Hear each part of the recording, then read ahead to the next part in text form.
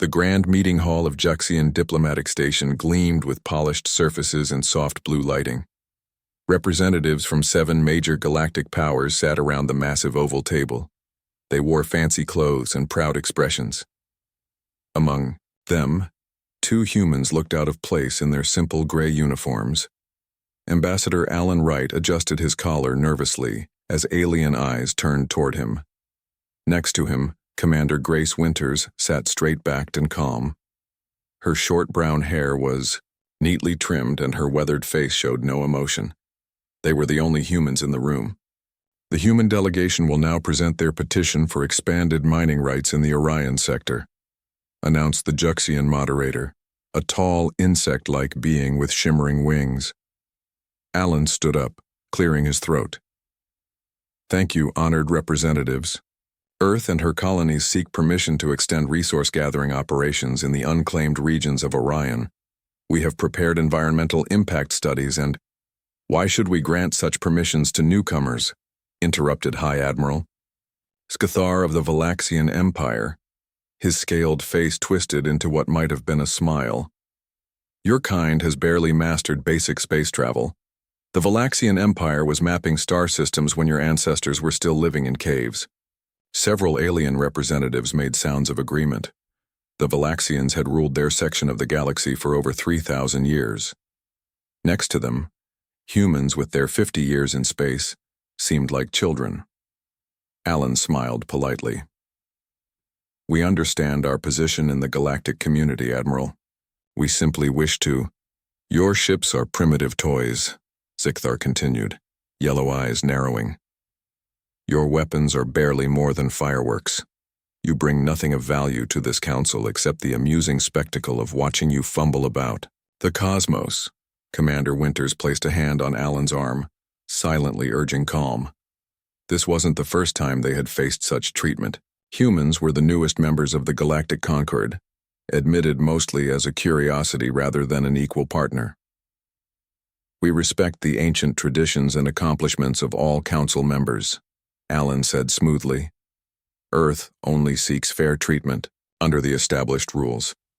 The Juxian moderator was about to respond when emergency lights flashed red throughout the chamber. A voice blared over the speakers in multiple languages. Warning! Unidentified vessels approaching. Warning! The alien. Representatives jumped to their feet in alarm. Only the humans remained seated, exchanging a quick glance. Pirates, growled Scathar. The Crimson Talon gang grows bolder every cycle. Screens around the room showed 15 attack ships surrounding the diplomatic station. They were sleek, dark vessels bristling with weapons. Where are the Concord? Defense forces? Demanded the Prian delegate, her feathered crest rising in fear. Too far to help, said the Juxian moderator. Our diplomatic stations are protected by treaties, not weapons. A harsh voice came through the communication system. Attention, representatives. This is Captain Vex of the Crimson Talon. Your station is surrounded. Transfer all diplomatic access, codes and treasury funds to our ships immediately, or we will open fire. The chamber erupted in shouts and arguments. Several delegates rushed to access communication terminals. Alan looked at Grace. Commander? She nodded slightly. It's time. The Valaxian admiral turned to them. What ships did your kind bring to this meeting? Perhaps your primitive weapons might distract the pirates while real warships arrive.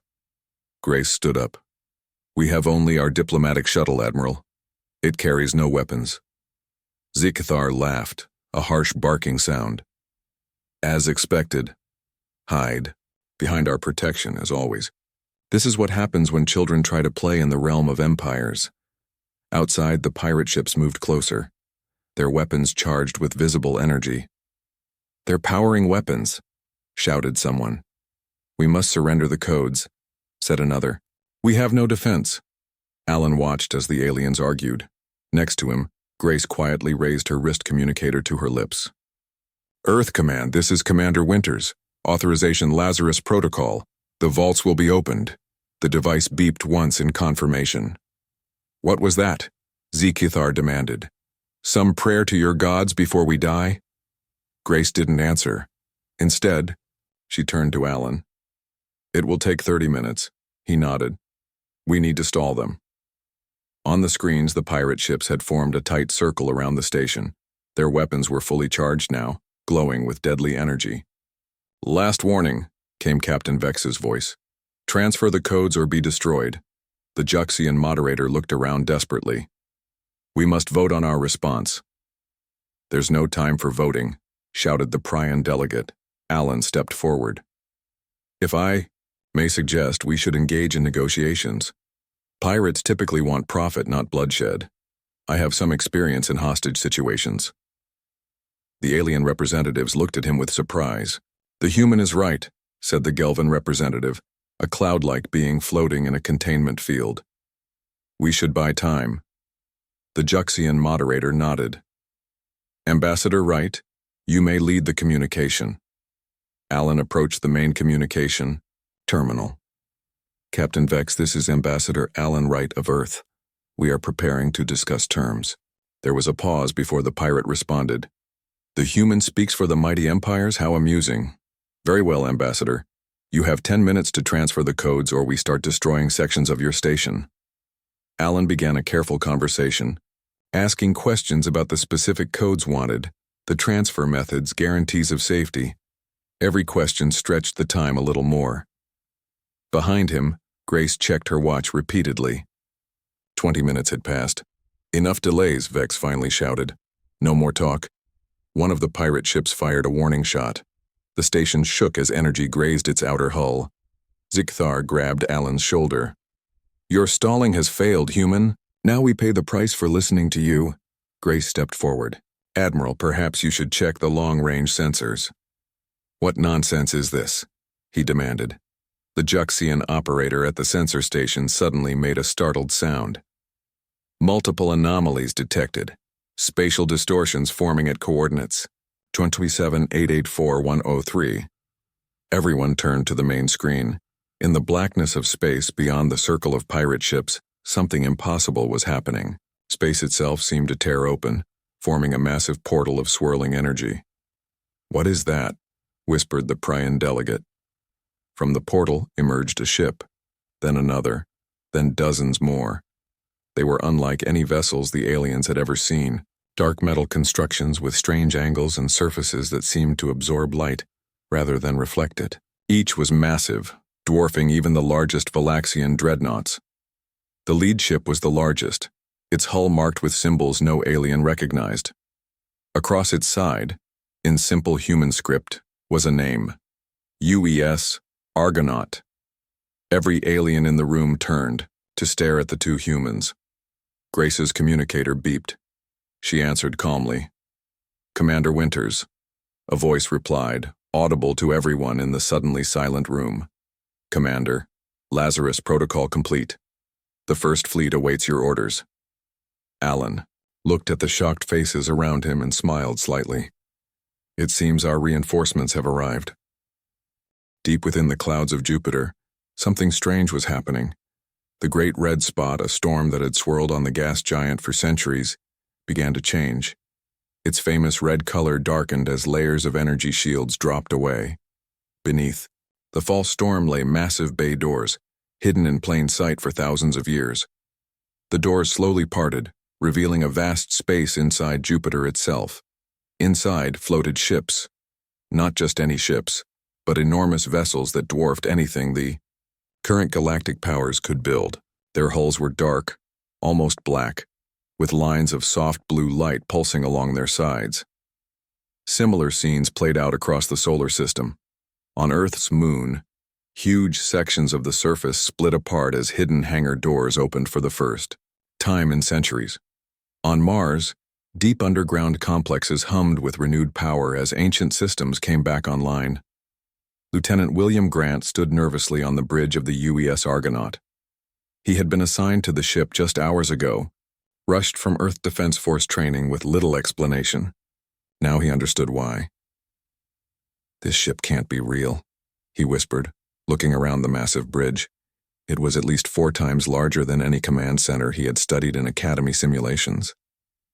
"I assure you, Lieutenant, I am quite real," said a calm female voice. Will jumped. "Who said that?" A figure appeared before him, glowing slightly blue. She looked like a woman in an old-style naval uniform from Earth's past. Her image flickered occasionally. "I am Alice, Artificial Intelligence and Central Control System of the UES Argonaut," she said. "And you are Lieutenant William Grant, newly assigned Tactical Officer." "Yes, but—" Will struggled to find words. "This ship, it's ancient. The technology. How is this possible?" Alice smiled. "The Argonaut was commissioned 247 years ago, Lieutenant.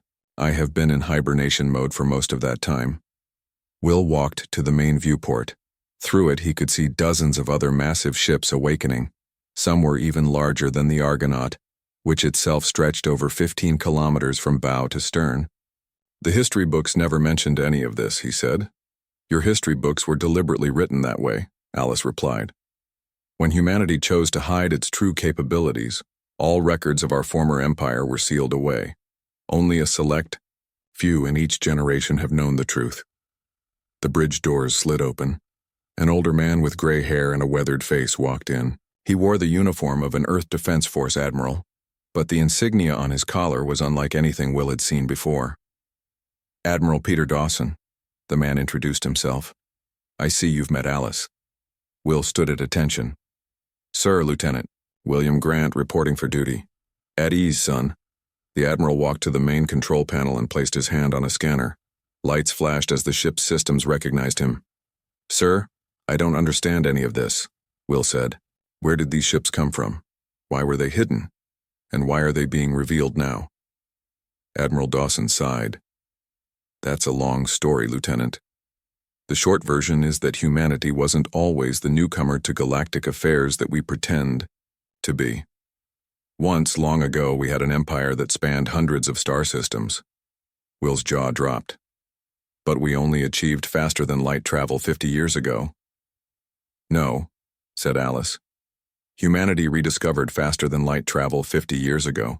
Or rather, we revealed a simplified version of technology we've had for millennia." The Admiral nodded. "When Earth joined the Galactic Concord, we presented ourselves as newcomers.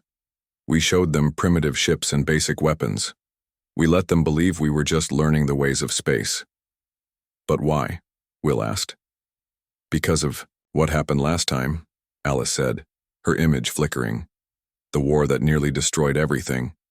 Before the Admiral could explain further, alarms sounded throughout the ship. A communication screen activated, showing Commander Grace Winters from the diplomatic station. "Admiral Dawson, the pirate fleet is preparing to fire on the station," she reported. "Ambassador Wright is stalling, but we're running out of time." "Understood, Commander," said the Admiral. "First Fleet is almost ready. We'll be there within minutes." After the communication ended, the Admiral turned to Will. "Lieutenant, take your station. You're about to experience your first real space battle." Will hurried to the tactical console. The controls were strange but somehow familiar, as if designed to be intuitive to human hands. "All hibernation systems disconnected," reported Alice. "Main drives online. Weapons at full power. Shield systems optimized. Throughout the solar system, the ancient fleet of humanity prepared for battle. Ships that had slept for centuries now pulsed with energy and purpose. Crews of specially trained officers and sailors who had spent years preparing in secret for this day took their positions. In orbit around Jupiter, the UES Argonaut's massive engines glowed blue. Beside it, dozens of other warships formed into attack formation. Some were smaller and faster, while others were enormous platforms bristling with weapon systems. "Fleet ready for jump, Admiral," Alice reported. Admiral Dawson nodded. "Lieutenant Grant, open the fold space corridor." Will's fingers moved across the controls. In space before the fleet, reality itself seemed to tear open. A massive portal formed, a swirling tunnel of energy leading directly to the coordinates of the Juxian diplomatic station. "First Fleet, advance," ordered the Admiral. The Argonaut led the way, passing through the portal. Behind it came the rest of humanity's secret armada, ships with names like Valiant, Dreadnought, and Sovereign. Each vessel carried weapons that could destroy planets, technology that most galactic powers considered theoretical at best. As they emerged near the diplomatic station, Will got his first look at the pirate fleet. 15 ships that had seemed threatening to the aliens now appeared tiny compared to humanity's warships. On the pirate command ship, Captain Vex stared in shock at the massive vessels that had suddenly appeared. His sensors couldn't even determine what kind of technology they used. "What are those?" he demanded of his crew. "Where did they come from?" Before anyone could answer, a communication came through on all channels. It was Admiral Dawson, his voice, calm, but filled with authority. "Attention, pirate vessels. This is Admiral Peter Dawson of the Earth Defense Force First Fleet. You have threatened a diplomatic station under our protection. Power down your weapons and prepare to be boarded or be destroyed." Captain Vex laughed nervously. "Humans don't have ships like those. This is some trick."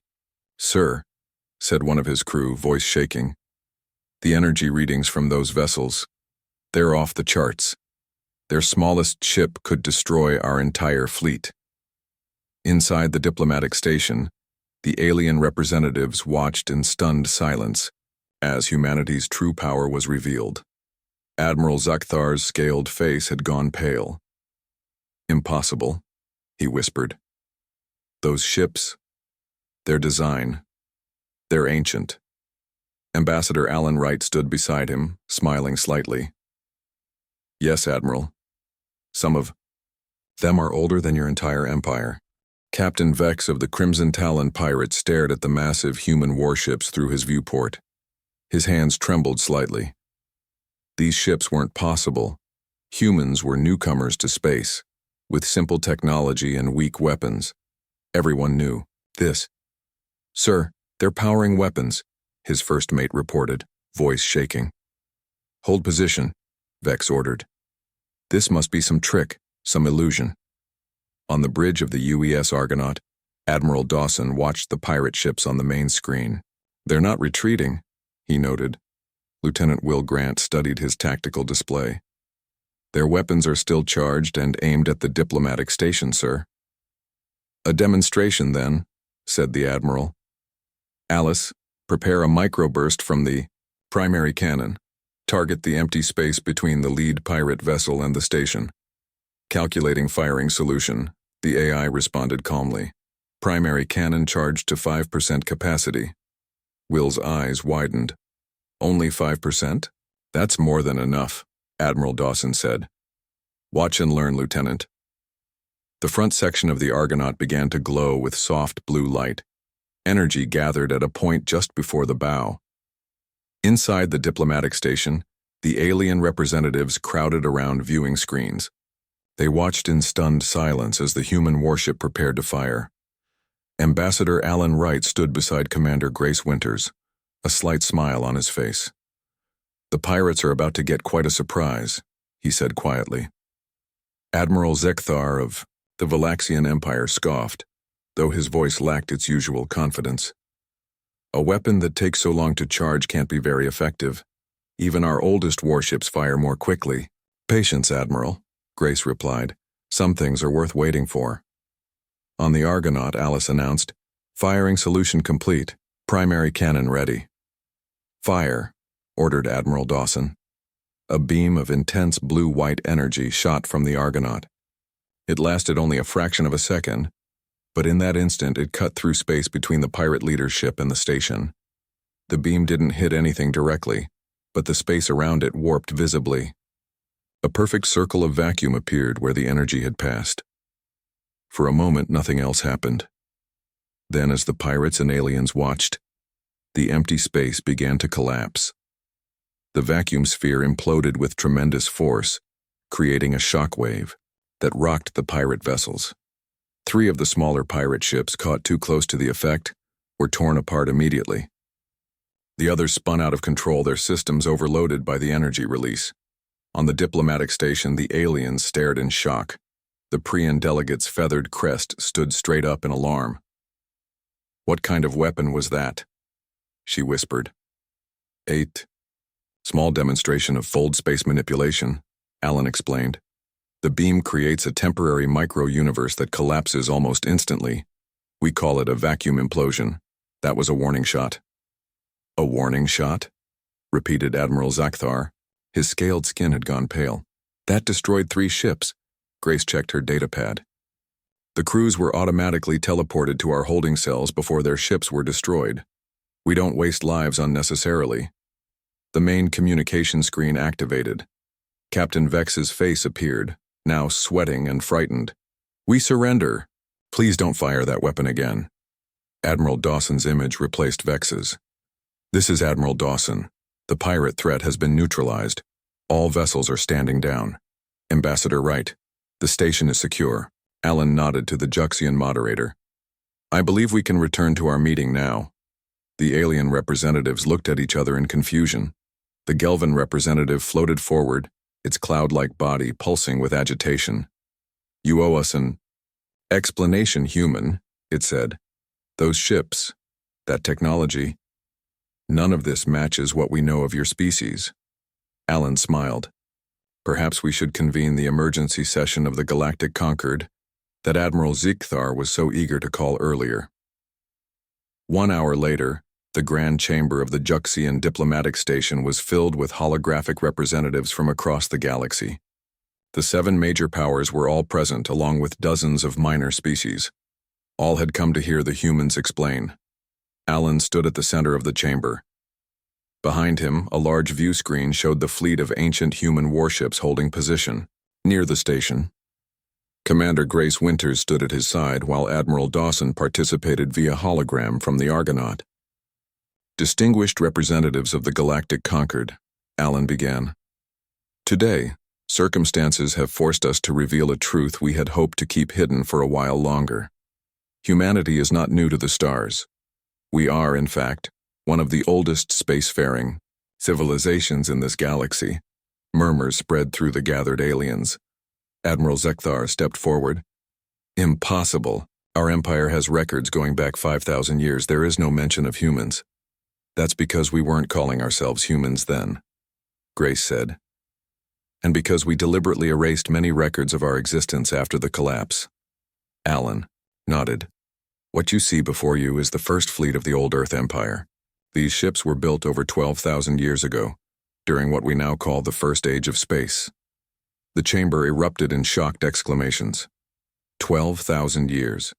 It was older than any current galactic power. Even the ancient Zorelian dynasty had existed for only 9,000 years before its fall. If this is true, said the Juxian moderator, why hide your true nature? Why pretend to be newcomers? Admiral Dawson's hologram spoke. Because of how our first empire ended, 12,000 years ago, humanity fought a war against an enemy so terrible that it nearly destroyed us completely. We won, but the cost was almost everything we had built. The survivors made a choice, Alan continued. Rather than rebuild our empire and risk becoming like our enemies, they sealed away most of our technology. They chose to let humanity start over, to rediscover space travel naturally and perhaps do better the second time. On the Argonaut, Lieutenant Will Grant listened to the explanation while studying the ship's historical database. The records were becoming available as more systems came online. What he found amazed him. Alice, he said to the ship's AI, these records show human colonies across thousands of star systems, some in galaxies we haven't even explored yet. Correct, Lieutenant, replied Alice. The old Earth Empire was vast. Many colonies were lost when the primary Fold space network collapsed during the final battles. Some may still exist, isolated and changed after thousands of years of separation. Will looked out at the stars. So we might have cousins out there? Other humans who developed differently? It's very likely, Alice said. Finding them was one of the contingency missions programmed into my core directives, should the fleet ever be reactivated. Back in the diplomatic chamber, the alien representatives were still absorbing the shocking revelations. If you have had this power all along, asked the Prian delegate, why reveal it now? Why not continue your deception? Alan looked grave. Because the pirates today weren't just pirates. Our analysis of their ships found technology that shouldn't exist in this part of the galaxy. Technology we've seen before, 12,000 years ago. A chill fell over the chamber. We believe, Grace said quietly, that our ancient enemy has returned, and this time, They're coming for all of us. The emergency meeting of the Galactic Concord ended in chaos. Some alien species demanded immediate inspections of all human territories. Others called for a military alliance against the unknown threat. A few even suggested containment of humanity itself. Admiral Zakthar of the Valaxian Empire was among the loudest voices calling for action against Earth. These humans have deceived us all. How can we trust them now? We hid our past to protect ourselves and you. Ambassador Alan Wright replied calmly. If we had revealed our true capabilities 50 years ago, would you have welcomed us as equals? Or would you have seen us as a threat to be eliminated? That question silenced many critics. It was true.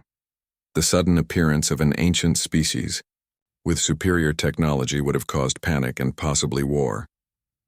After the meeting, Alan and Commander Grace Winters boarded a shuttle back to the UES Argonaut. They needed to plan their next steps. That went as well as could be expected, Grace said dryly. Alan rubbed his tired eyes. At least they're talking rather than shooting. Admiral Dawson reports that 5 of the major powers have already reached out privately to discuss military cooperation, and the Valaxians, still hostile. Zakthar left the station immediately after the meeting. The shuttle docked with the Argonaut. Lieutenant Will Grant met them in the hangar bay and saluted. Ambassador Commander, Admiral Dawson, request your presence on the bridge. We found something. On the bridge, Admiral Dawson stood before a large star map. The holographic display showed hundreds of star systems, with dozens highlighted in red. This is troubling, the Admiral said as they entered. Alice has been analyzing the data from the pirate ships. The technology signatures match what we know of the Void Collective. Grace frowned. I thought they were destroyed in the final battle. We all did, Alan replied, but apparently some survived. Will looked confused. The Void Collective. I've been reading the historical files, but there's not much detail about them. Alice's holographic form appeared beside the star map. The information was deliberately limited, Lieutenant. The Void Collective began as a human splinter group approximately 13,000 years ago. They merged with an artificial intelligence system, becoming neither fully human nor fully machine. They believed this merger was the next step in evolution, Admiral Dawson continued. They tried to force their changes on the rest of humanity. When we refused, they declared war. The war lasted nearly 1,000 years, Alan added. Billions died, entire worlds were destroyed. In the end we won, but barely. The survivors decided that humanity wasn't ready for such power. They sealed most of our technology away and erased much of our history. Will stared at the red dots on the map. And now they're back? It appears so, said Alice. The pirate ships contained communication devices linked to locations in unexplored space. Based on signal patterns, I estimate the Void Collective has rebuilt at least part of their former strength. How much time do we have? Grace asked. Unknown, Alice replied. But the presence of their technology in pirate vessels suggests they are already probing our defenses. A communication alert sounded. A junior officer called from her station. Admiral, we're receiving an emergency transmission from Earth Defense. Outpost 7 near the Orion Nebula. On screen, ordered Dawson. The main view screen showed a young officer, his uniform torn and face smudged with soot. Behind him, emergency lights flashed. This is Lieutenant Daniel Hayes of Outpost 7. We are under attack by unknown vessels. They came out of nowhere. Our weapons are ineffective against their shields. We need immediate. The transmission cut off suddenly. The bridge fell silent. Outpost 7 is one of our secret bases, Grace said quietly. Its location is classified. Only someone with access to old Earth Empire star charts would know it exists. Admiral Dawson turned to Alice. How long to reach the outpost? 17 minutes via fold space jump, the AI replied. Prepare the fleet for combat jump, ordered the Admiral. All hands to battle stations. Alarms sounded throughout the ship. Crew members rushed to their positions. Will took his place at the tactical station. His hands moved confidently over the controls now, the systems becoming more familiar with each passing hour. First Fleet reports ready, Admiral, he said. All 27 vessels standing by for jump coordinates. Ambassador, Dawson said to Alan, you should return to Earth. The civilian government needs to be fully briefed. Alan shook his head. My place is here. Earth has known this day might come. The contingency protocols are already in place. The Admiral nodded. Very well. Commander Winters, take command of our secondary attack group. Lieutenant Grant, you'll remain on tactical. Fold space generators at full power, reported Alice. Jump coordinates locked. Execute jump, ordered Dawson. Space tore open before the fleet. 27 ancient warships vanished into the swirling energy portal. When they emerged near Outpost 7, they found destruction. The station was still there, but heavily damaged. Around it floated the debris of Earth Defense Force ships, and surrounding the debris were 5 vessels unlike anything Will had ever seen. They were shaped like giant black diamonds, with pulsing red energy flowing along their hulls. Each was nearly as large as the Argonaut. Void Collective warships, Alan whispered. They haven't changed their design in 13,000 years. Enemy vessels detected First Fleet, reported Alice. They are turning to engage. The 5 diamond ships moved with impossible speed, forming a perfect attack formation. Red energy beams lanced out from their forward sections, striking the Argonauts' shields. The massive warship shuddered under the impact. Shields holding at 87%, reported Will, but that was just their opening salvo. Return fire, ordered Admiral Dawson. All vessels, attack pattern Omega. The human fleet spread out, ancient weapon systems powering up. The space between the 2 fleets lit up with energy beams, missile trails, and more exotic weapons that bent the fabric of space itself. 3 smaller Earth ships exploded as concentrated fire from the enemy overwhelmed their defenses. But one of the diamond ships also erupted in flames as the combined firepower of 5 human vessels broke through its shields. On the Argonaut's bridge, Alan gripped a handrail as the ship shook from another hit. We're facing a scout force, he said. These are just advanced ships. If the Void Collective has truly returned in force, there will be thousands more. Then we need to capture one intact, said Grace. We need information. Admiral Dawson nodded. Agreed. Alice, target enemy vessel 3 with the stasis projector. Stasis projector charging, replied the AI. Firing in 5 seconds. A different kind of energy built up in the Argonaut's main weapon array. When it fired, there was no beam or explosion. Instead, a bubble of distorted space surrounded one of the diamond ships. Inside the bubble, time itself slowed to nearly a standstill. Target, captured in temporal stasis, reported Alice. Field will hold for approximately 43 minutes. In the chaos of battle, no one noticed a small ship detaching from the rear of the captured enemy vessel. The tiny craft, barely larger than a shuttle, slipped away using some kind of cloaking, technology that hid it from sensors. Inside was Admiral Zekathar of the Valaxian Empire. His scales glistened with nervous sweat as he piloted the craft away from the battle. Did you get what you needed? Asked a cold, mechanical voice over his communication system. Yes, replied Zikathar. I have seen the human fleet in action. Their capabilities are as you described. Good, said the voice. Return to the rendezvous point. The alliance between the Valaxian Empire and the Void Collective will ensure your survival when the purge begins. Zirathar's yellow eyes narrowed. He had made his choice. The humans with their hidden power had insulted his empire for too long. Soon, they would pay. Behind him, the battle raged on, neither side yet aware of the betrayal that would soon change everything. The battle near Outpost 7 ended with a bitter victory for the human fleet. 3 of the 5 Void Collective ships were destroyed. 1 escaped into deep space. The 5th remained trapped in the temporal stasis field, a prize that might provide valuable intelligence. But the cost was high. 7 of the 27 human vessels lay in ruins, their ancient hulls finally breached after thousands of years. Hundreds of crew members were dead or injured. Lieutenant Will Grant worked frantically at his tactical station on the Argonaut's bridge. Emergency reports flooded in from across the fleet. Damage control teams are responding to Deck 14 through 22, he reported. Medical is overwhelmed with casualties. Admiral Dawson's face was grim as he studied the battle assessment. Have all functional ships form a defensive perimeter around the outpost. The Void Collective rarely attacks just once. Commander Grace. Winters entered the bridge, her uniform stained with blood. She had been helping in the medical bay. Admiral, we've received emergency transmissions from 3 other outposts, she said, all reporting similar attacks. And worse, we've lost contact with the Juxian diplomatic station. Ambassador Alan Wright looked up sharply. The diplomatic station? That makes no sense. It has no strategic value.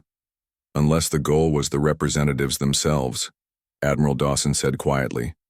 A terrible silence fell over the bridge. If the Void Collective had captured or killed the leaders of the major galactic powers, chaos would spread quickly. Alice, Dawson called to the ship's AI. How soon until we can analyze the captured enemy vessel? The holographic woman appeared, her blue form flickering more than usual due to damage to the ship's systems. The stasis field will collapse in 7 minutes, she replied. Science teams are standing by. But there's something else, Admiral. We've detected unusual communication patterns from the Valaxian fleet. Show me, ordered Dawson. A data stream appeared on the main screen. Complex. Patterns of encrypted transmissions flowed between Valaxian ships and something else at the edge of known space. The encryption is similar to what we found on the Void Collective vessels, Alice reported. Alan's face darkened. Zikthar. He left the diplomatic station in a hurry after our revelation. You think the Valaxians are working with the enemy? Will asked. It would explain how they knew about Outpost 7, Grace said. Zakathar was at the meeting where we discussed our defense network.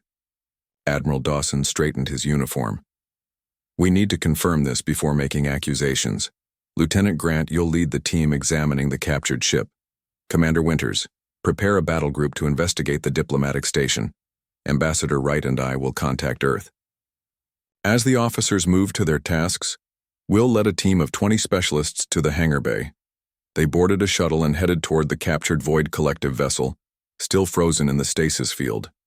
Stasis field disengaging in 30 seconds, reported a technician. Will checked his weapon. Remember, we want prisoners if possible. We need information more than revenge. The stasis field shimmered and then faded. The Black Diamond ship hung motionless in space, its systems temporarily disabled by the time distortion effect. Will's team approached carefully, cutting through the outer hull with specialized tools. Inside, they found corridors lit with pulsing, red light. The air was breathable but strangely cold.